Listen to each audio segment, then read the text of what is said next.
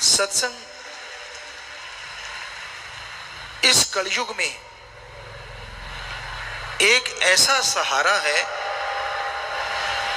जो डूबते हुए को नाव मिल जाए उससे भी बढ़िया तरीका है। नाम कहा जाता है डूबते हुए को तिनके का सहारा, पर अगर नाव ही मिल जाए तो पूछिए मत।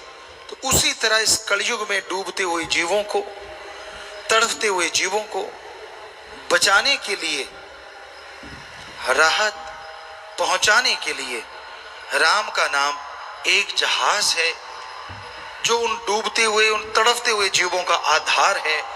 और कोई उस नाम का जाप करे, सुमरन करे, फिर तो कहना ही क्या है। सो उस परम पिता परमात्मा के नाम का जाप हमेशा आप करते रहो, कहीं गुमराह ना हो जाओ, कहीं आलस्य में ना पड़ जाओ, कहीं भूल ना जाओ परम पिता परमात्मा को। इसलिए संत पीर फकीर सत्संग लगाते हैं, और जो सत्संग सुन के अमल करते हैं उनके तो अंदर बाहर कोई कमी रहती ही नहीं। उनके भाग्य नसीब वाकई बुरे होते हैं जो सत्संग सुनते सुनते भी बुरे कर्मों की तरफ चल पड़ते हैं। एक अनजान आदमी है, जंगल में भटक गया और उस भटकते हुए को एक रास्ता सूझा। उसे नहीं पता वो रास्ता कैसा है, उसे नहीं मालूम वो रास्ता कैसा है। बुद्धि विवेक का काम लेता तो पता चलता, पर उसने आप देखा ना ताप उस रास्ते पे निकल पड़ा। उस रास्ते में जंगली जानवर है, उस रास्ते में दलदल है, जान बचाएगा तो कैसे? बहुत ही मुश्किल है। वो लुट जाता है डाकुओं के हाथों, घायल हो जाता है पशुओं के हाथों, और फंस के रह जाता है दलदल में। लेकिन एक पूरे जंगल का जानकार है, उसे पता है शॉर्टकट रास्ता कौन सा है। उसे पता है ये रास्ता दलदल भरा है, ये जानवरों से भरा है, इधर डाकू रहते हैं, और ये बिल्कुल सेफ रास्ता है।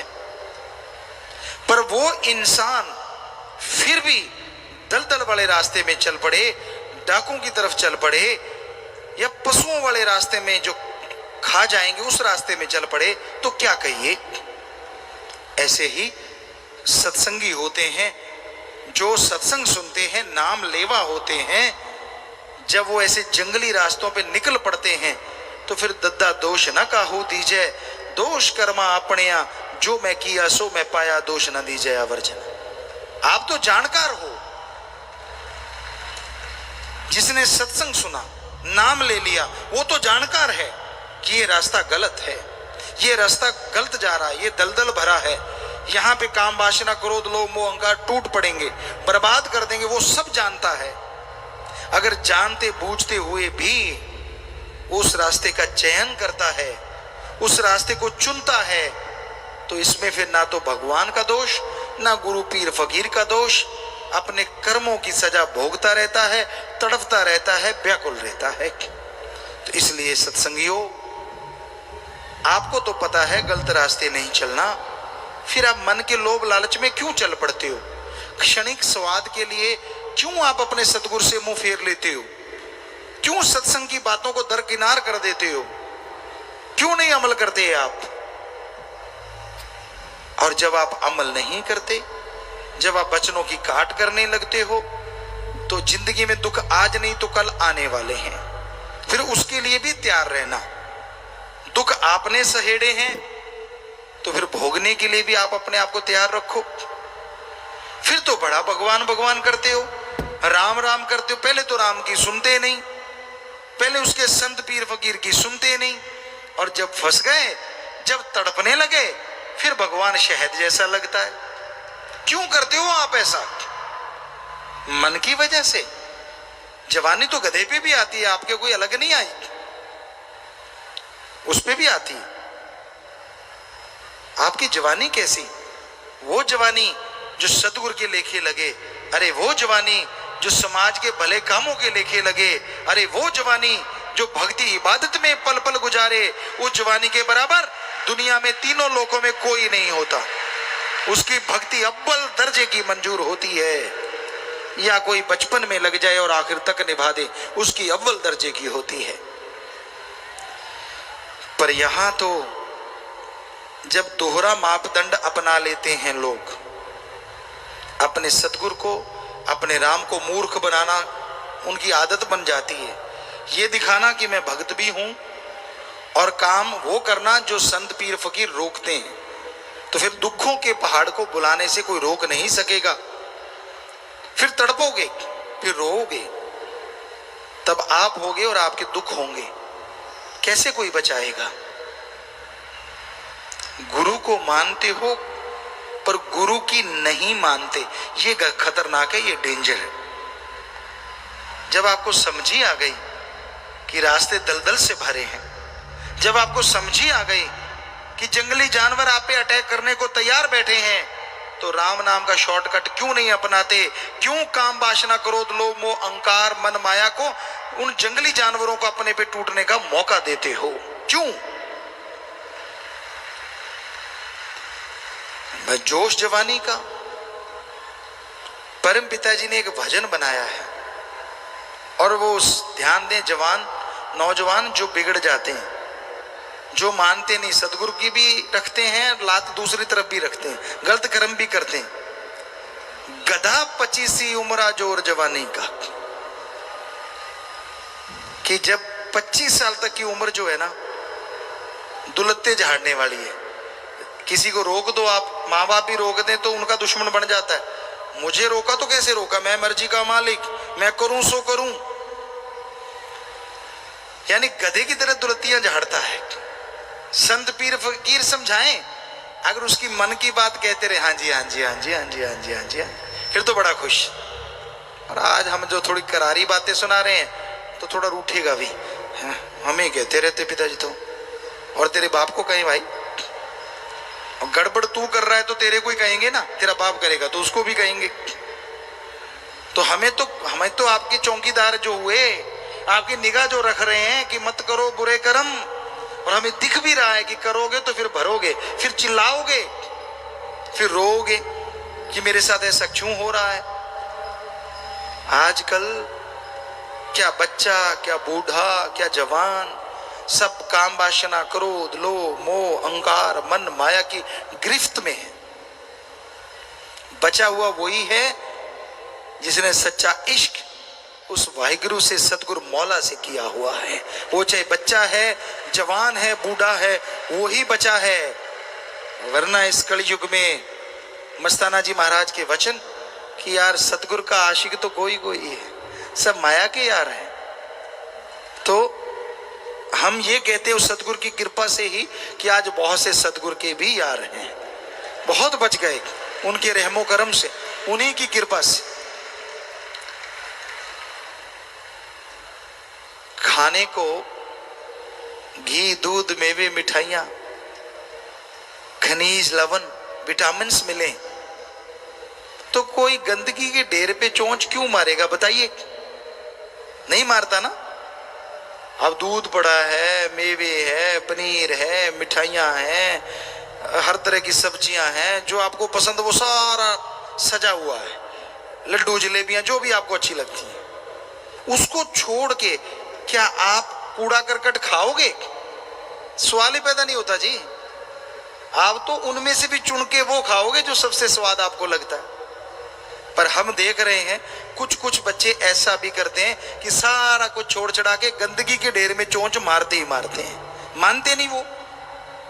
उनके घेर अड़ा हुआ है मन का। जवानी उनको लगता है हमारे पे आई है और किसी पे तो आई ही नहीं, पहले वाले तो ऐसे बूढ़े हो गए, सीधे ही बूढ़े जन्मे थे बूढ़े ही हो गए। अरे उम्र का तजुर्बा होता है। गुरु से सीखो तो बचपन में भी बुढ़ापे जितनी शिक्षा सीख लेता है आदमी, वरना उम्र के साथ साथ शिक्षा आती है जैसे जैसे उम्र बीतती है। इसलिए नादानियां छोड़ दो, बुरे कर्म छोड़ दो, इनमें कुछ नहीं रखा। और गुरु पीर फकीर के वचनों से नाता जोड़ लो, क्योंकि अगर उस सतगुरु मौला से नाता जोड़ के रखोगे तो ही खुशियां हैं, वरना भाई फिर चारपाई तो कहीं गई ही नहीं। हमारा काम समझाना है। आपको बुरा लगे तो भी कोई बात नहीं, आपको अच्छा लगे तो भी कोई बात नहीं, क्योंकि एक टीचर जो है वो तनख्वाह लेता है, वो पढ़ाता है। कई नहीं भी पढ़ाते, गपशप मार के भी आ जाते हैं, लेकिन अगर टीचर पढ़ाता है तो उसका काम तो हो गया। बच्चे फॉलो कितना करते हैं वो एक अलग बात है। कई टीचर ऐसे होते हैं जो बच्चों से फॉलो करवाते हैं, उनको दर्द लेते हैं, पूरा पेन लेते हैं उनका। पढ़ाया, फिर फॉलो करवाया, फिर फॉलो करवाया, फिर अपने तरीके से वो उनकी जांच करते रहते हैं कि कहीं भूल तो नहीं गए। तो वो टीचर सबसे सर्वश्रेष्ठ होते हैं और उनके बच्चे मेरिट लेके उनका नाम रोशन करते हैं। पर वो टीचर कब तक पढ़ाएंगे? जब तक आप 15-20 साल के नहीं होते, 25 साल के नहीं होते। डिग्री डिप्लोमे ले लिया फिर तो आप पढ़ाने वाले हो गए। पर इस कलयुग में एक टीचर ऐसा भी होता है जो पढ़ाता ही रहता है, और वो होता है सच्चा गुरु। उसके लिए शिष्य बड़ा ही नहीं होता, छोटा ही छोटा, छोटा ही छोटा, छोटा ही छोटा रहता है। हर पल उसकी निगाह रखता है वो, हर पल उसका ध्यान रखता है वो, कदम कदम पे समझाता है उसे, वो समझाता चला जाता है। ना बेटा इसकी ना सुन, ना बेटा उसकी ना सुन, तू अपने जमीर की सुन, तू अपने सतगुरु की सुन। सतगुरु और जमीर की सुनेगा तो तेरी तकदीर बनेगी, दुनिया की सुनेगा तो बनी हुई तकदीर का बेड़ा गर्क हो जाएगा। मन हावी होता है, किस पे नहीं होता? आदमी तो आदमी है, लेकिन सतगुरु की जो मान ले वो भी भाग्यशाली होता है, वो भी भागों वाला होता है। जो मान के अमल कर लेता है, चाहे कुछ भी क्यों ना हो, फिर भी मालिक उस पे रहमो करम बरसाता रहता है। तो इसलिए मौसम बदले ना बदले, उसमें ठंडक आए ना आए, हे भक्तजनों, हे प्रेमियों, हे मालिक के प्यारों, अगर सतगुरु पीर फकीर पे दृढ़ यकीन रखोगे, नाम का सुमरन करोगे, सेवा करते रहोगे, परहित परमार्थ में तन मन धन से लगे रहोगे, तो यकीनन यकीनन आपके तो मौसम बहार ही रहेगा, यहां भी और अगले जहान में भी। किसी के पतझड़ आए तो आए, क्या करें, उसके कर्म। पर जिसने दृढ़ यकीन कर लिया, दृढ़ विश्वास रखा, उसके कभी पतझड़ नहीं आता, उसके तो बहारें ही छाई रहती हैं। देखने वाले बल्कि हैरान होते रहते हैं, यार कल ये ऐसा था, आज ऐसा हो गया, यार ये कहां से कहां पहुंच गया, कैसे? पर कामा दे आके टगे नहीं मरते। अगर वो आपकी निंदा करते हैं, आपसे जलते हैं, तो आप मत जलो, आप मत निंदा करो। उनके जलने से, उनकी निंदा करने से आपके और कर्म कट जाएंगे और आप माला माल होते चले जाओगे। कोई नजर नुजर नहीं लगती सत्संगियों को, ना बुरी नजर लगे ना अच्छी। मालिक की अच्छी नजरी सदैव उन पे छाई रहती है। ना उन्हें दुख आता है ना सुख। आप सोचेंगे दुख सुख ही नहीं आता तो क्या फायदा, सुख तो आना चाहिए। नहीं, उन्हें परमानंदी रहता है। सुख का पता तब लगता है जब दुख आए।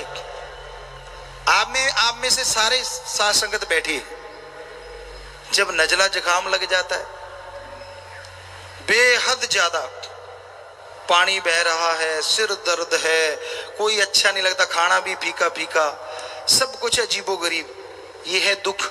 और फिर जब आप बिल्कुल ठीक हो जाते हैं तब पता लगता है आराम आ गया, तो वो है सुख। यानी अगर जुकाम लगा तभी पता चला ना सुख क्या है, वरना तो दुख का पता ही नहीं। तो इसलिए सत्संगी जो होते हैं, मालिक से प्यार करते हैं, सुख दुख नहीं आता, वहां तो परमानंद ही रहता है, तमीज ही नहीं रहती, खुशियां ही खुशियां, खुशियां ही खुशियां। यही सचखंड है, यही निज धाम में होता है। पर दृढ़ यकीन चाहिए, सेवा सुमरण चाहिए, जितना का कर सको, और सत्संग सुनो।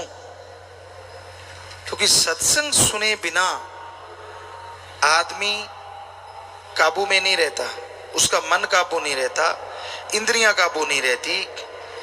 जैसा करो संग वैसा चढ़े रंग। बनी बनाई भक्ति को गुल करने वाले घूम रहे हैं चारों तरफ। आपके चेहरे पे थोड़ा नूर आता है भक्ति का। जब आपके प्यार का सुरूर आप पे छाने लगता है, तब तक कोई ना कोई ऐसा संग आप कर बैठते हैं जो आपकी उस भक्ति के रंग को फीका कर देता है और सत्संग में बैठे बैठे नींद में खो जाते हैं आप। कहां मस्ती मानने वाले, कहां नजारे लेने वाले हर शब्द के। क्यों आप डुला देते हो सब कुछ, थोड़ी सी देर में करी कराई भक्ति को खत्म करवा लेते हो।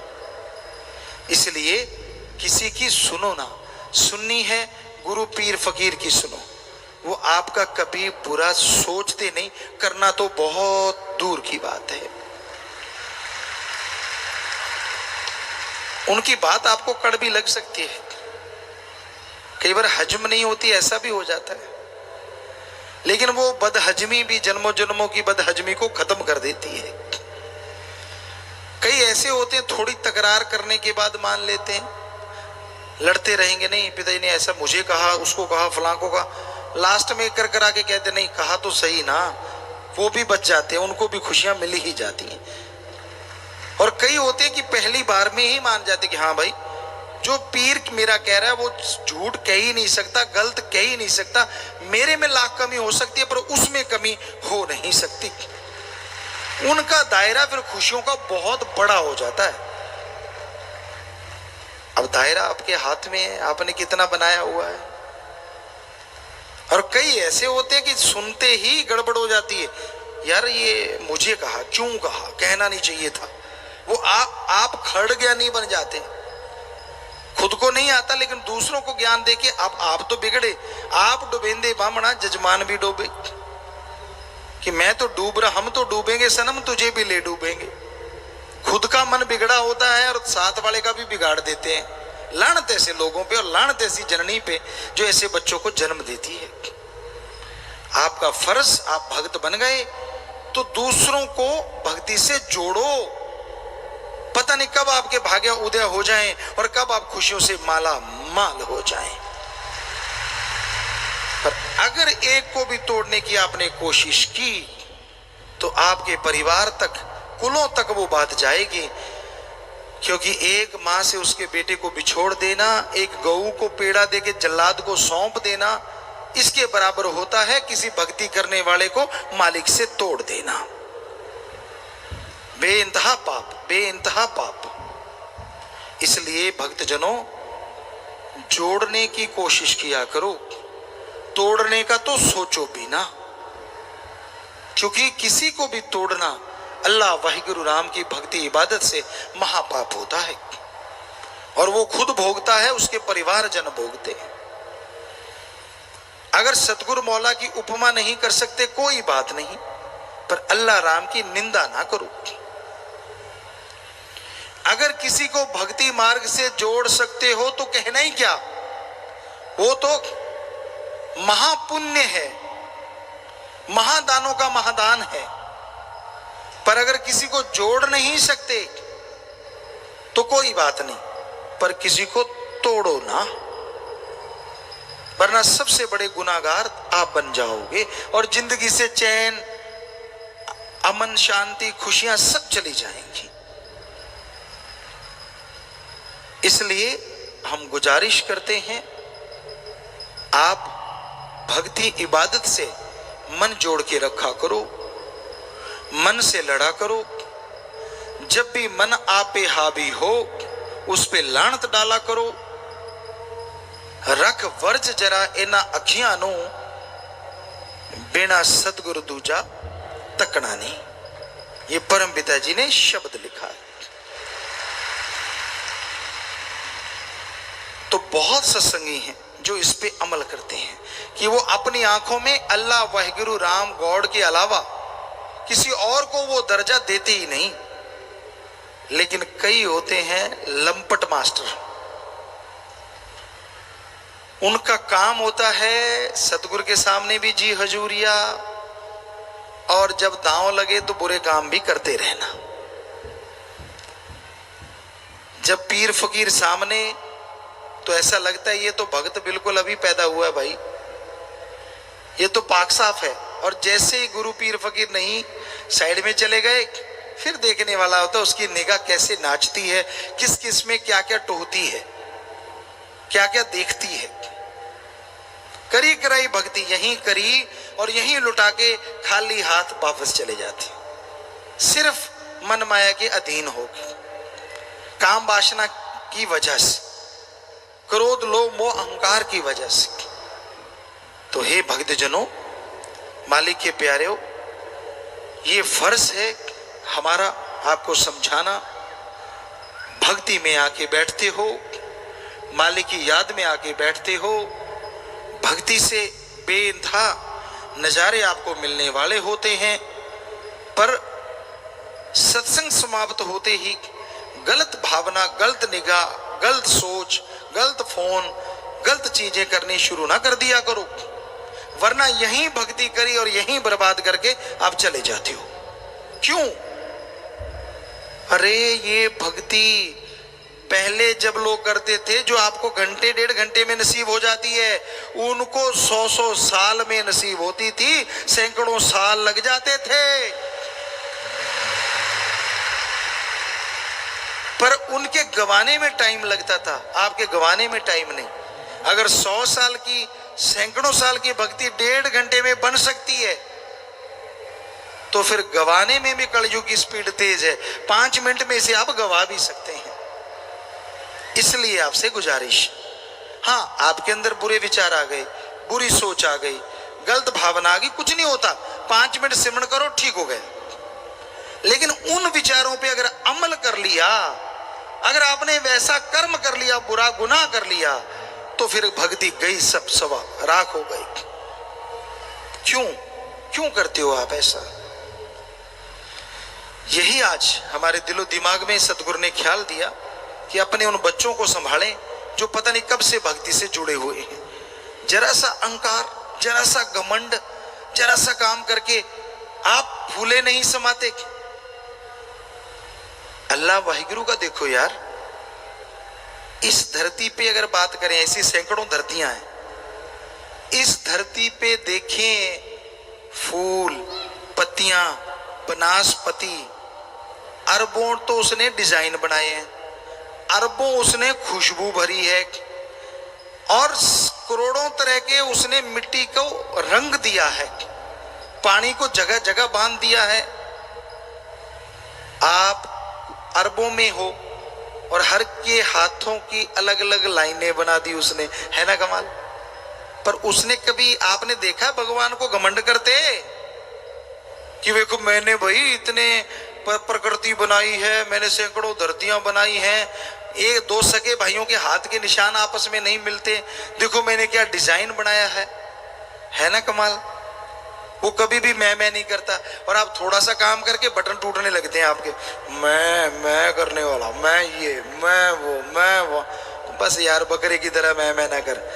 वो ज्यादा मैं करता है, कसाई को आवाज सुन जाती है, उसका गला जल्दी कटता है। इसलिए जो ज्यादा मैं करते रहते हैं, भक्ति के मार्ग में वो गिर जाते हैं। जो दीनता नम्रता का पल्ला नहीं छोड़ते कि यार मेरा काम तो सतगुरु ने किया, मालिक ने किया, यार मैं कौन होता हूं। कभी एकांत में भी जिनको अहंकार नहीं आता, वो मालिक के अति प्यारे होते हैं, उन्हें बेइंतहा खुशियां कंटिन्यू मिलती रहती हैं। सो हम चाहते हैं हमारे सारे ही, अब 6 करोड़ के पास संगत पहुंचने वाली है, कि हमारे ये सारे बच्चे ही मालिक के अति प्यारे हों, बहुत ही प्यारे हों, जब तक इस धरती पे खुशियों से माला माल रहें, और जब छोड़ के जाएं मालिक की गोद में निज धाम सचखंड सतलोक अनामी में खुशियों से लबरेज रहें। इसलिए आपको समझाते हैं, वरना ना तो आपको डराने के लिए भाई, ना आपको अपना गुलाम बनाने के लिए, ना आपसे कोई अपना मतलब हल करवाने के लिए। हमारा तो एक ही ध्यान रहता है कि हमारी ये औलाद, परमपिता परमात्मा की औलाद, हमेशा हमेशा खुशी रहे।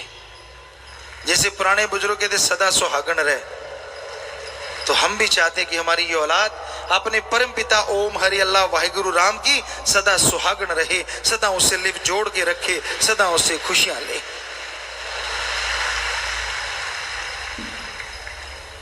तो मन की कुचर बिंदी से बचा करो, ना किया करो चतर चलाकियां। वो सब कुछ एडा भोला खसम नहीं जेड़ा मगर चलित्र ना जाने। ये घर विच वही हो बस सकती जेड़ी सब चतराइयां भुल जावे। इतना भोला कहाँ है भगवान? आप इतने चतर चलाक हैं। दुनिया का सबसे चतुर आदमी संतों को छोड़ के, सिर्फ संत को छोड़ के, दुनिया का कितना भी चतर चलाक आदमी है, मालिक के दिए 100% दिमाग में से वो सिर्फ और सिर्फ 5 से 10% ही यूज कर रहा है। 90% तो पैक हुआ पड़ा है। उसी में मैथमेटिक्स आ गया, उसी में कंप्यूटर साइंस आ गई, चाहे वो सुपर कंप्यूटर बन गया, कुछ भी, वो 5-10% में सब कुछ बन चुका है। 90% तो वैसे ही पड़ा है।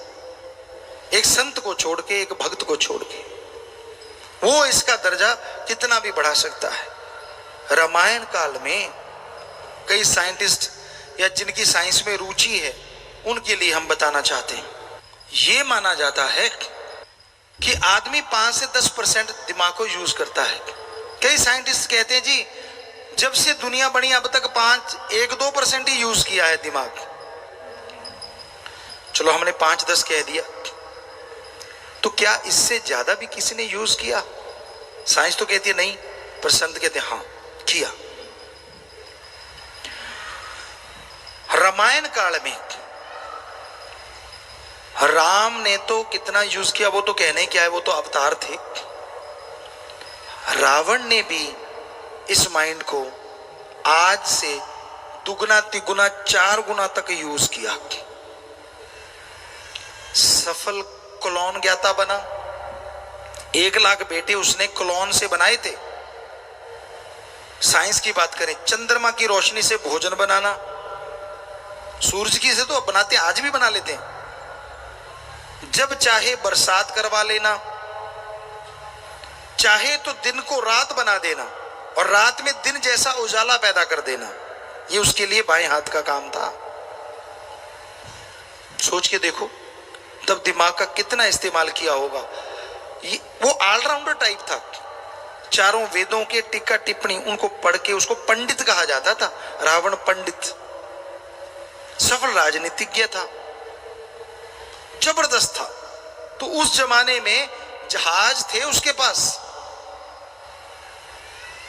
जहाज, रॉकेट जो चंद्रमा पे चला जाता था, कहीं भी पहुंच जाता था वो। और हैरानी ये है कि उसके जहाज और उसके रॉकेट साउंडलेस थे, आवाज नहीं आती थी उनमें, धुआं नहीं निकलता था। है ना कमाल?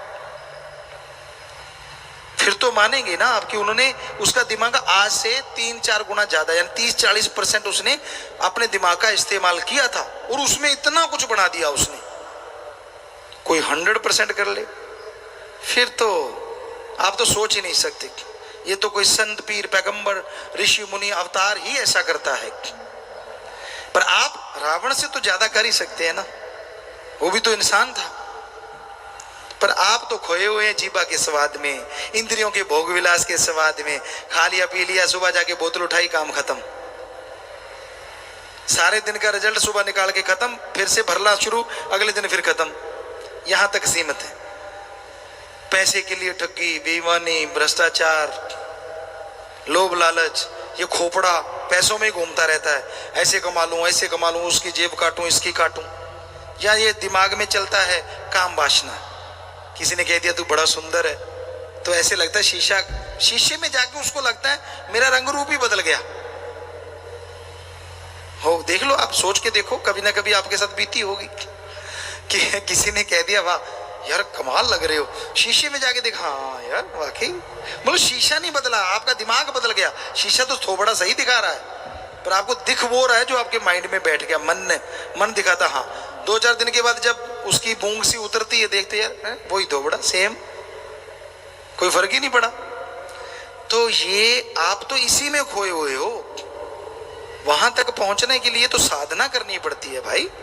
सुमरन करो, अपने मन को साधो, आत्मा को साधो, फिर जाके वो अव्वल दर्जा मिलता है। फिर आपका दिमाग बढ़ता चला जाता है और आपकी खुशियां और संसारिक ज्ञान जिससे सबका भला हो बढ़ता ही चला जाता है। तो इस भ्रम में कोई मत रहे कि उनका दिमाग ज्यादा चलता है। आप 5-10% में ही सीमित हो, इससे ज्यादा नहीं। हाँ, ज्यादा आपका चलता है ठगी, बेईमानी, बुरे कर्म करने में, जो आप पता नहीं चलने देते। सबके बीच में रहते हो, कब दांव चला जाते हो किसी को पता ही नहीं चलता। तब आप अपने आप को खोज दे, क्या है ना कमाल। अजीब सी आपकी भाषा होती है, अजीब से आपका फेस होता है, राक्षसी भावना होती है आपकी। क्यों? मेरे जितना कौन होशियार, मैंने तो पता ही नहीं चलने दिया। और आपके मन में गुरु लड्डू फूट रहे होते हैं और आप भूल जाते हैं आप गुनाह कर रहे हैं, बुरे कर्म कर रहे हैं। इससे कोई खुशी खाशी नहीं मिल रही, बल्कि बर्बादी की तरफ जा रहे हैं आप। तो भाई, अपने अंदर की बुरी सोच को अगर छोड़ना है, सुमरन करो और उन सोचों पे अमल ना करो। सोचे आगे कोई बात नहीं, चलते रहते हैं विचार, सिमरन कर लो 5 मिनट भी। 5 मिनट तो बहुत ही कम है ना टाइम, उसी में आपका सारा ठीक हो जाएगा और आपके पाप गुनाह धुल जाएंगे, जो सोच के हैं, जो विचारों के हैं। तो इसलिए सत्संग में आना जरूरी है। सत्संग में जब आओगे तो नई नई चीजें, नई नई खुशियां लेके जाओगे और उन खुशियों से ही आप अपने जीवन मार्ग को और अच्छा बना पाओगे। एक अच्छी सी संतुष्टि दिल में हो, आत्मा खिली हो, सतगुरु के काम में आप दिन रात बिजी हो, यानी उस राम के काम में, तो फिर वो राम आपके कामों में बिजी रहेगा हर टाइम। आपके कुलों, आपके परिवारों, आपके गुजरे हुए, आपके आने वाले सबके कर्म सुधार देगा। उसने तो कलम ही चलानी है ना कि भी इनके जो जन्मने वाले हैं वो ऐसे होंगे, ऐसे होंगे। वहीं से लेकर बदल देगा आने वाली पीढ़ियों के। बताओ और क्या चाहिए आपको? और आपको शरीर को जो खुशियां चाहिए, जिससे भी आपको खुशी मिलती है खाने पीने से, भोग विलास से, उससे अरबों गुना खुशियां सतगुरु की सेवा करते करते आपको मिलनी शुरू हो जाए। तो दृढ़ यकीन रखो, सेवा सिमरन में ध्यान लगा के रखो, मन की खाट हमेशा खड़ी रखो कि मन तेरी नहीं सुननी। कभी कभी लोभ लालच में आप पड़ जाते हो, मन के ख्यालों में बह जाते हो। मन के ख्यालों में परम पिता जी ने वचने, दिन जाए रहना जाए रे। बड़ी आप स्कीम लड़ाते हो, बड़ी योजनाएं बनाते हो। हमें हंसी आ जाती है जब कोई योजना बना के हमारे सामने से गुजरता है। वाह यार, क्या योजना बनाई है, फुल प्रूफ। पर मालिक के सामने तो leak proof, totally leak proof, full proof बनती ही नहीं। बड़ी हैरानी होती है जब वो हमें कहते हैं हाँ, नहीं नहीं आप जो कहो यार ये क्या है। हम भी वैसे ही करते हैं, हाँ ठीक है बेटा, जब तू हमें बुद्धू बना रहा हम क्या करें। पर सत्संग में हम ऐसा नहीं कर पाते। सत्संग में हम सारी बोल देते हैं जो होती है, जो आप सुन ही रहे हो, वो भी सुन रहे होंगे जो फुल प्रूफ लेके घूम रहे हैं। समझदार को इशारा काफी है। हाँ, अकेला होता तो तब हम भी, वो हमें यूं कर जाते हैं, हम भी कर देते हैं। हम क्या करें? जो हमारे सामने आके फिर पूरा ऊं करते हैं तो फिर हम भी पूरा ऊं ही करवाते हैं मालिक से कि जब इसने सब तौबा ही कर दी, घुटने ही टेक दिया, तो मालिक इस घुटने को मजबूत कर दे, सारी दुनिया में ये खुशियां लेके उड़ता फिरे, माला माल होता फिरे। तो ये तो बेटा जैसा आपकी भावना, ऐसे तो नहीं कहा राम जरो की बैठ के सबका मुजरा ले, जैसी जिसकी भावना तैसा ही फल दे। तो भक्तजनों, नेक विचार रखा करो, भले विचार रखा करो, सच बोलो। भागों वाला है वो इंसान जिसको पीर फकीर के सामने अपनी बात रखने का मौका मिलता है, अपने गुनाह कबूल करने का मौका मिलता है। इससे भाग्यशाली वो हो नहीं सकता। फिर भी अगर भाग्य का फायदा नहीं उठाया तो निर्भागी तो वो बनेगा ही। अपने अभाग्यशाली समय में वो जिएगा ही। भाग्यशाली है अगर वो तुरंत अपने आप को साफ करवा ले, अपने गुनाह माफ करवा ले, तो उस जैसा सुखी फिर इंसान दूसरा कोई हो नहीं सकता।